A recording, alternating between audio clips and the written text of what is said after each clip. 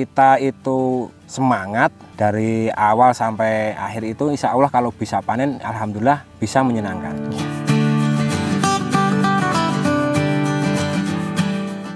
Assalamualaikum warahmatullahi wabarakatuh, sahabat petani semua. Video kali ini kita akan belajar tentang budidaya tanaman tomat yang bisa dikategorikan sangat istimewa. Di tengah cuaca yang sangat ekstrim seperti ini, kemudian petani kanan kiri juga mengeluhkan dengan hal yang sangat menakutkan tentang kegagalan panen. Tapi di lahan ini hasilnya sangat istimewa, baik dari tanamannya maupun dari buahnya. Dan yang lebih menggiurkan lagi adalah harganya yang saat ini dikabarkan sedang berada harga yang sangat tinggi. Video lengkapnya setelah yang satu ini.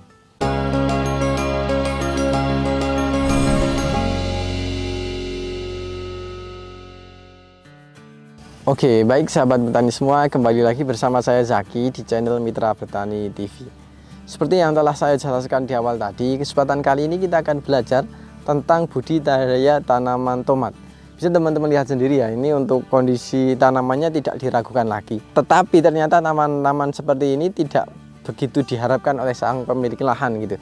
Karena dengan tanaman yang tingginya seperti ini sang pemilik lahan agak kewalahan terhadap perawatannya. Dan buahnya pun juga kurang maksimal gitu. Pada sisi yang sebelah itu buahnya lebih maksimal dengan kondisi tanaman yang lebih pendek. Kemudian pada lahan ini juga bisa dikategorikan produktivitasnya itu cukup tinggi. Bahkan satu ranting atau satu dahan itu bisa isi sekitar 9 sampai 10 buah. Jadi untuk 1 kilo buah itu hanya cukup sekitar 1 tandan. Dan target dari beliau untuk satu tanaman minimal adalah sekitar 4 kg.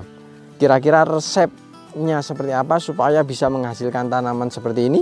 Tanpa lama-lama lagi kita akan langsung masuk pada sesi wawancara. Oke, baik sahabat petani semua, di hadapan saya sudah ada sang pemilik lahannya langsung. Monggo Pak, mungkin bisa memperkenalkan diri. Assalamualaikum warahmatullahi wabarakatuh. Nama saya Sugiono, asal dari Ringin, Cepogo.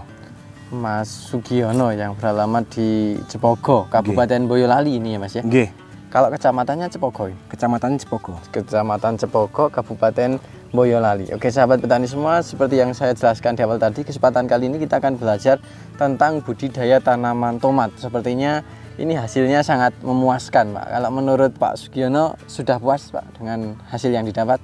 Ya alhamdulillah sudah puas. Alhamdulillah sudah puas, kemudian harganya juga mulai naik. Di angka berapa ini Pak? Kemarin 12.000. 12.000 sahabat petani semua. Kalau tanaman tomat padahal satu tanaman bisa menghasilkan sekitar 4 kilo, per kilonya adalah sekitar 12.000. Hasilnya silahkan tinggal kalikan sendiri.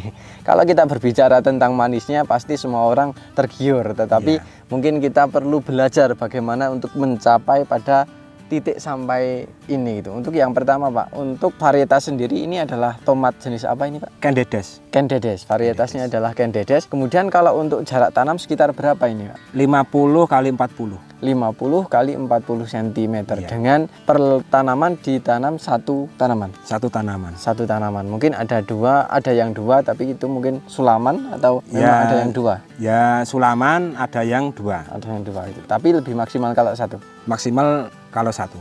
Maksimal kalau satu.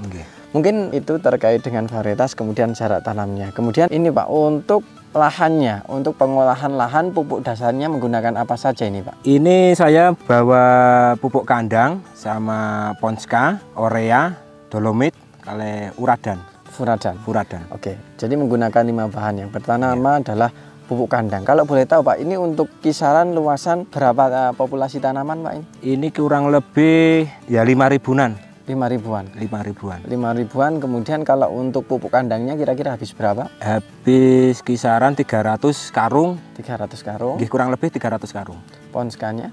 Ponskanya 6 karung. Di 3 kintal. Iya. 3 kintal. Kemudian ureanya? Ureanya ini saya kasih 60 kilo. 60 kilo. Jadi 60 kilo. Tidak 1:1 dengan ponskanya tidak. Tapi hanya sekitar 60 kilo. 60 kilo. 60 kilo, jadi cukup sedikit. Kemudian kalau tadi juga menggunakan furadan. Ya. Tujuannya untuk apa Pak itu? Itu kan furadan itu fungsinya kan penyakit di dalam tanah itu. Misalnya uret, gasir itu kan biasanya kan cepat yang nyerang itu.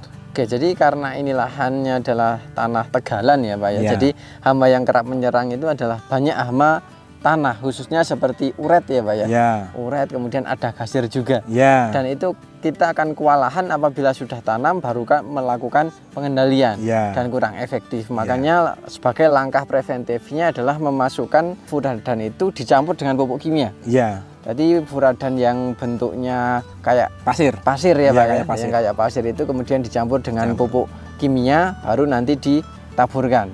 Taburkan. Kemudian ada tambahan dolomit juga Pak ini? Ya ada. Ini saya kasih kisaran ya 5 karung. 5 karung. 5 karung yang per karungnya sekitar 50-an. 50 kilo, berarti habisnya sekitar 250 kilo. Jadi tadi sudah menggunakan pupuk kandang sekitar 300 karung, pupuk ponska sekitar 6 karung ya Pak ya? Iya. 6 karung itu 3 kintal atau 150 kilo? 150 kilo. 150 kilo. Jadi ponska yang satu saknya itu sekitar 25 kilo. Iya. Satu sak 25 kilo. Kemudian untuk ureanya ini menggunakan sekitar 60 kilo. Kemudian furadannya menggunakan berapa Pak ini? Furadannya saya itu habis 4 kamplek itu. 4 bungkus ya? 4 bungkus. Jadi untuk sahabat petani semua, untuk hal seperti itu juga perlu disesuaikan dengan kondisi milik sahabat petani semua yang ingin ditanam gitu. Jadi kalau hamanya adalah hama-hama di bawah tanah bisa digunakan seperti yang tadi Pak Sugiono sampaikan. Tetapi kalau tidak ada hamanya ya tidak usah diberikan, tidak apa-apa. Iya. Tapi karena di sini memang sudah cukup banyak dan sering kewalahan untuk mengendalikan itu, makanya dimasukkan ketika berbarengan dengan pupuk dasar. Harapannya hama yang ada di dalam tanah itu sudah bisa dikendalikan. Kemudian untuk pupuk kandang selalu diberikan. Kemudian tadi juga ada tambahan dolomit juga. Itu tujuannya untuk memperbaiki kondisi tanah. Kemudian pH-nya juga biar bagus gitu ya Pak. Iya. Jadi mungkin itu untuk pupuk dasarnya. Kemudian setelah pemberian pupuk dasar, lahan ditutup menggunakan mulsa. Apakah langsung ditanami atau ada proses apa dulu ini Pak? Ini kalau menurut saya itu harus ditunggu dulu Mas. Soalnya kan itu kan waktu di mulsa kasih pupuk itu kan masih ada gas-gasnya itu. Nah itu cenderungnya kan kalau langsung ditanam kan biasanya kan langsung mati. Layu ngoten niku. Nah niku kalau menurut saya niku saya rendam dulu sekitar 2 minggu. 2 minggu. Jadi bukan direndam dalam artian menggunakan air, bukan ya Pak? Bukan. Jadi didiamkan. Didiamkan. Jadi setelah diberikan mulsa dan posisi mulsa ini sudah dilubangi, ya. Sudah dilubangi, kemudian dibiarkan sampai kisaran sekitar 2 minggu, atau sudah ada rumput-rumput kecil yang mulai tumbuh. Itu salah satu indikasi bahwa pupuk kimia dan tanah yang ada di dalam mulsa itu sudah siap untuk diserap oleh tanaman. Ya. Pasalnya kalau masih terlalu baru biasanya mengeluarkan uap, dan uap itu kadang terlalu panas dan justru malah meningkatkan kematian tanaman. Biasanya seperti itu gitu ya Pak. Jadi proses pendiaman itu menurut beliau juga cukup penting. Dan untuk tanam bisa langsung tanam Pak tanpa diberikan pupuk tambahan lagi? Itu langsung ditanam. Langsung ditanam. Kemudian ketika penanaman Pak untuk fase vegetatif atau pertumbuhan, untuk kocor sendiri dilakukan setiap berapa hari sekali nih Pak? Itu setelah tanam itu umur 1 minggu itu saya kocor. Habis itu 1 minggu lagi. Berarti selang waktu 1 minggu. 1 minggu. Kocor. Kalau boleh tahu untuk pupuk kocornya apa saja ini Pak? Ini saya menggunakan HNO sama KNO. KNO? Nggih. 2 bahan itu atau ada tambahan lagi? Yang satu itu namanya apa ya namanya? Kalau lupa itu. Yang satu NPK itu. atau apa? NPK. NPK. Oh, jadi ada NPK, kemudian ada HNO, kemudian ada KNO merah. Nggih. Dosisnya masing-masing berapa Pak? Itu kalau saya 1 tangki itu saya kasih 1 saringan itu. 1 saringan yang ada di tangki itu? Iya. Itu udah kecampur 3 bahan itu? 3 bahan itu ya sahabat petani semua. Jadi ini mengocornya menggunakan alat spray. Untuk seluas ini atau sekitar 5.000 tanaman, ini hampir sekitar berapa tangki ini? 10. Sekitar 10 tangki. Jadi secara dosis itu sedikit ya Pak ya? Iya. Kenapa kok sedikit Pak? Ya kan takut kalau kebanyakan mudah layu. Mudah layu. Jadi mudah layu, kadang juga panas. Jadi lebih baik sedikit-sedikit tapi sering. Sedikit tapi sering daripada banyak tapi jarang. Menurut beliau lebih baik sedikit-sedikit tetapi sering. Kemudian kalau untuk fase vegetatif, proses pemasangan ajer ini dipasang sesudah ada tanamannya atau sebelum Pak? Sebelum. Tujuannya untuk apa Pak? Tujuannya itu kalau sudah tanam terus lagi dipasang lanjar itu cenderungnya mudah kena akar. Iya. Jadi mematahkan itu. Mematahkan akar. Jadi takut nanti malah ada resiko, lebih baik. Jadi sembari menunggu lahannya siap tadi selama waktu 2 minggu itu bisa dipasang ajir dulu. Iya. Pasalnya kalau tanaman tomat ini kalau ajirnya pertama mungkin karena takut memotong akar dan batang. Yang kedua kalau sudah tumbuh biasanya pertumbuhannya sangat cepat. Kalau ini nanti kita yang kewalahan. Iya. Jadi kalau sudah terpasang biasanya hanya fokus untuk nali ya Pak ya, nali temali.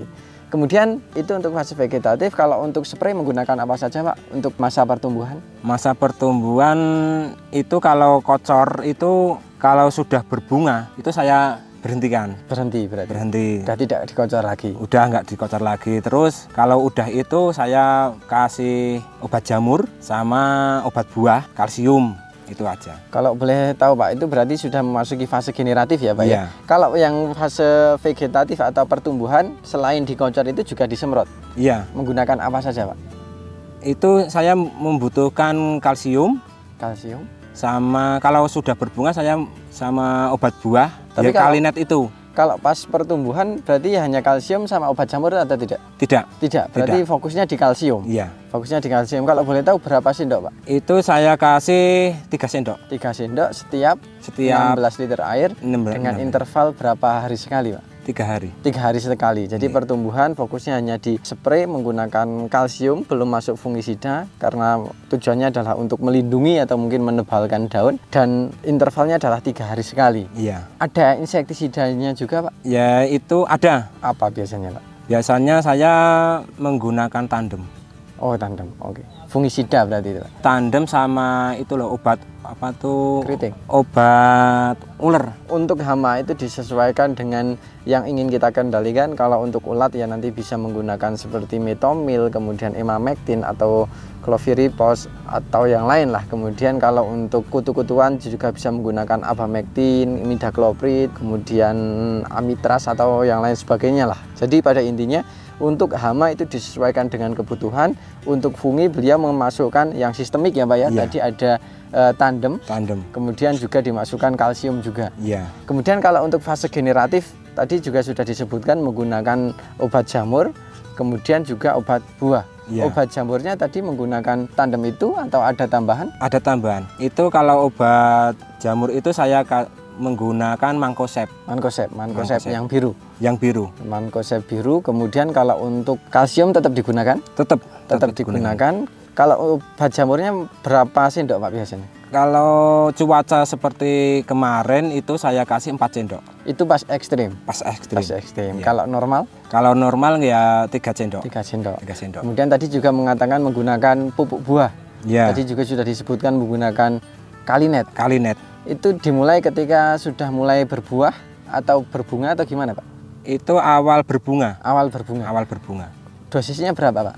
Itu saya 1 tangki itu 16 liter saya kasih 2 tutup. Kemudian intervalnya juga 3 hari sekali. Iya. Jadi aplikasinya bareng dengan fungisida tadi ya Pak ya? Iya. Kemudian kalau boleh tahu Pak, manfaat dari menggunakan Kalinet yang dirasakan oleh Pak Sugiono apa saja Pak? Itu kalau dulu itu saya nanam tomat itu belum tahu obatnya buah. Itu kalau cuaca hujan itu biasanya gampang pecah. Nah setelah saya itu menggunakan Kalinet atau obat buah itu saya rasakan buahnya lebih cerah, bobot, sama lebat. Iya. Tingkat kerontokan apa juga berkurang? Ya berkurang. Jadi untuk sejauh ini puas menggunakan itu? Puas. Jadi sahabat petani semua, beliau menyimpulkan dari menggunakan Kalinet ini atau kalium fosfat boron ini, yang pertama adalah tingkat kerontokan itu bisa dikurangi.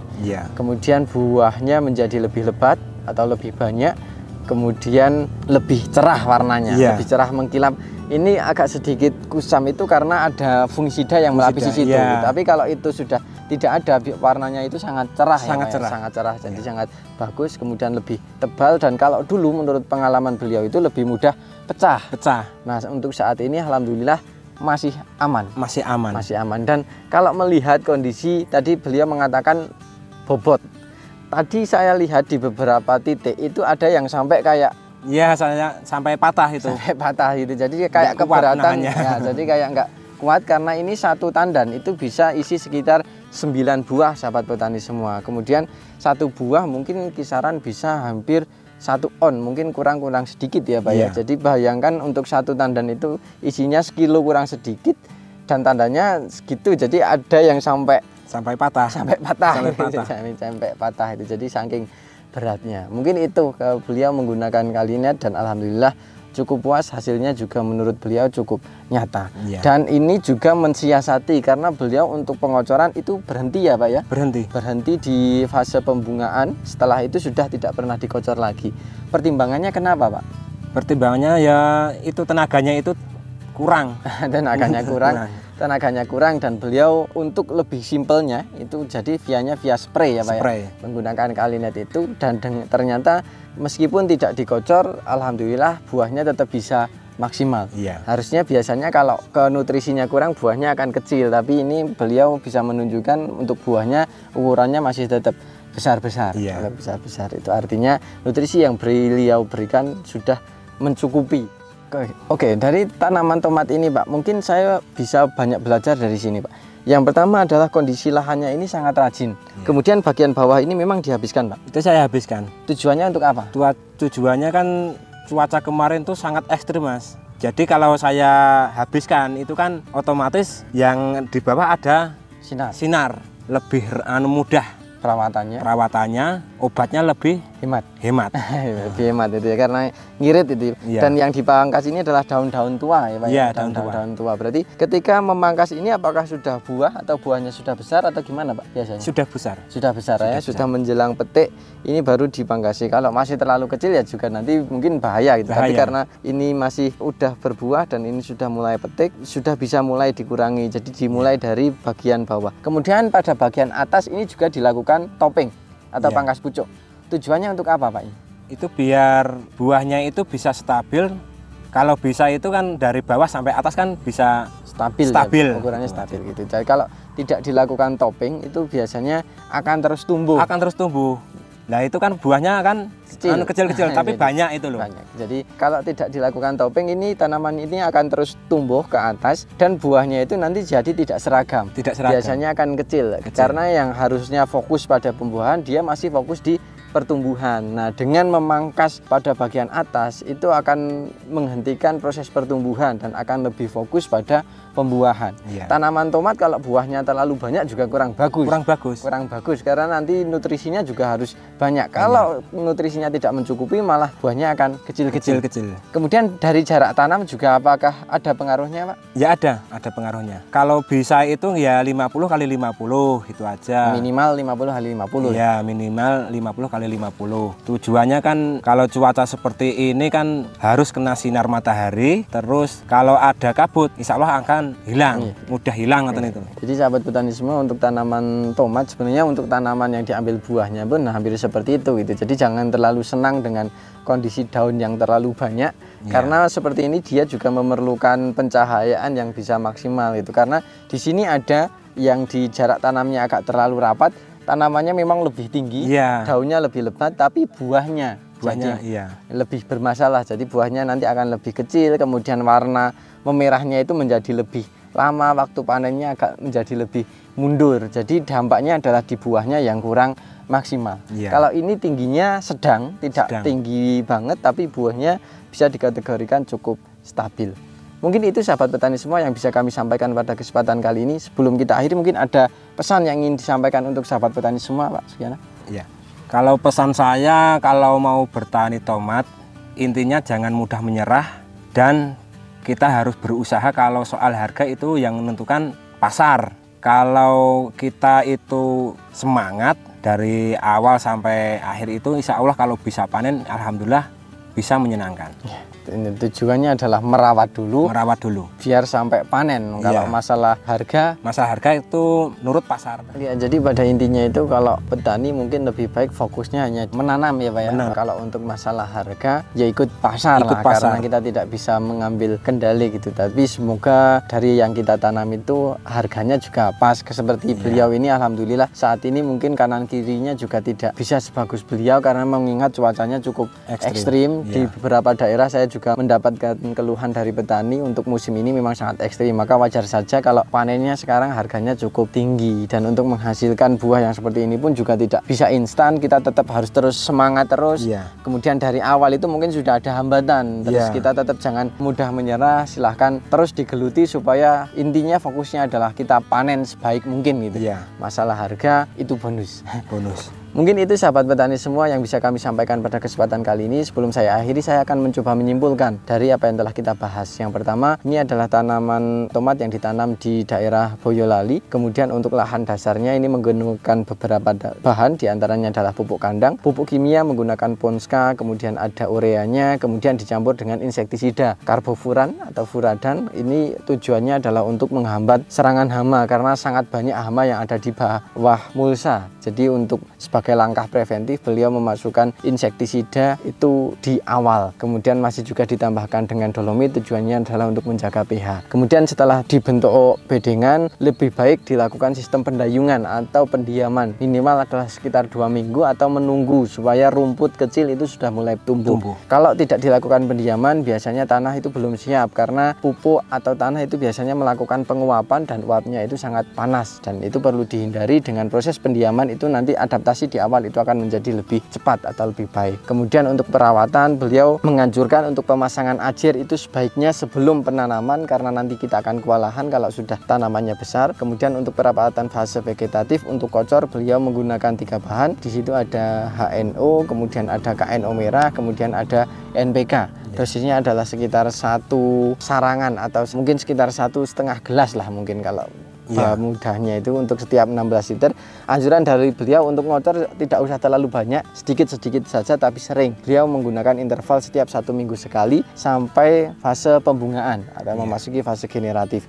Kemudian untuk spray beliau 3 hari sekali dengan insek dan fungi yang disesuaikan. Dan untuk fungisida bisa digunakan kontak dan sistemik, kembali lagi disesuaikan dengan kebutuhan. Yang tak kalah penting adalah memasukkan kalsium ya Pak ya, dari awal mulai penanaman. Kemudian ketika memasuki fase generatif beliau menggunakan nutrisi yaitu Kalinet dengan dosis 2 tutup per 16 liter dengan interval 3 hari sekali. Manfaatnya adalah kerontokan jauh berkurang, kemudian buahnya juga lebih lebat, ukurannya juga stabil, kulit buahnya lebih tebal, kemudian lebih tahan dari pecah buah. Biasanya pengalaman beliau kalau tidak menggunakan itu buahnya mudah pecah. Apalagi di cuaca ekstrim seperti ini. Dan alhamdulillah untuk saat ini buah masih sangat aman dengan ukuran yang masih cukup stabil dan produktivitasnya masih sangat tinggi dengan warna yang sangat mengkilap. Mungkin itu. Kemudian untuk daun tua sebisa mungkin ini dikurangi atau bahkan dihabiskan pada bagian bawah. Tujuannya adalah memaksimalkan pencahayaan supaya sirkulasi menjadi lebih lancar, kemudian pencahayaan lebih maksimal sehingga buah juga bisa menjadi lebih cepat merah. Kemudian biaya yang kita keluarkan untuk pengerawatan juga bisa kita tekan atau bisa kita kurangi. Perawatan juga akan menjadi lebih hemat. Pada bagian atas diusahakan dilakukan sistem topping atau pemangkasan. Itu dilakukan ketika buah bawah sudah mulai muncul dan sudah ada beberapa tandan di atasnya. Tujuannya adalah untuk memaksimalkan proses pengisian buah. Kalau tidak dilakukan sistem topping biasanya akan terus tumbuh sehingga buahnya nanti yang kurang maksimal. Mungkin itu yang bisa kami sampaikan pada kesempatan kali ini. Semoga video ini bermanfaat, dan apabila video ini bermanfaat jangan lupa klik like, comment, share, dan jangan lupa subscribe untuk tidak ketinggalan info terbaru dari kami. Terima kasih Pak Sudiana. Sama-sama. Terima kasih sahabat petani semua yang telah menonton video ini dari awal sampai akhir. Salam Mitra Bertani Indonesia. Wassalamualaikum warahmatullahi wabarakatuh, dan sampai jumpa di video kami selanjutnya.